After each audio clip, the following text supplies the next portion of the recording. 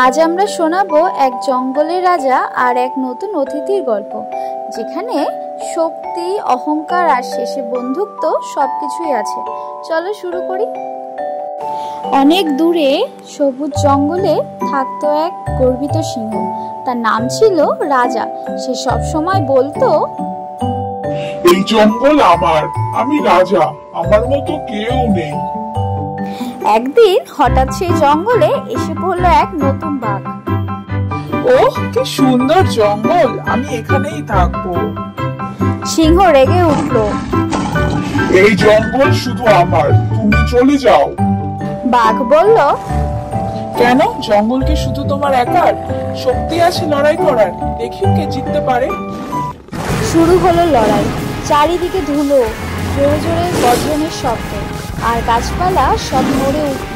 গাছপালা ভেঙে যাচ্ছে, তাদের লড়াই আর থামছে না। হঠাৎ এক বৃদ্ধ হাতি এসে বলল, থামো, এই লড়াইয়ে কারো জয় নেই। জঙ্গলের প্রাণীরা সবাই ভয়ে পালাচ্ছে। যদি তোমরা সত্যিকারের শক্তিশালী হও, প্রমাণ দাও কে বেশি উপকার করতে পারে এই জঙ্গলের জন্য। এরপর সিংহ আর বাঘ চুপ হয়ে গেল।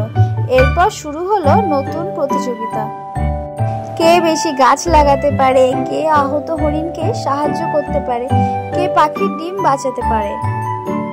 শেষে সবাই দেখলো সিংহ আর বাঘ একসাথে কাজ করলে জঙ্গল অনেক সুন্দর হয়ে গেছে। সিংহ বাঘকে বলল, আমি যদি রাজা হই তাহলে তুমি আমার সেনাপতি হবে। বাঘ বলল, চলো বন্ধু হই চিরদিনের জন্য। তো বন্ধুরা, এই গল্প থেকে আমরা শিখলাম শক্তি মানে অহংকার নয়, শক্তি মানে একতা আর ভালোবাসা। গল্পটা ভালো লাগলে লাইক, শেয়ার আর সাবস্ক্রাইব করতে ভুলো না। দেখা হবে পরের গল্পে। এবার আসি।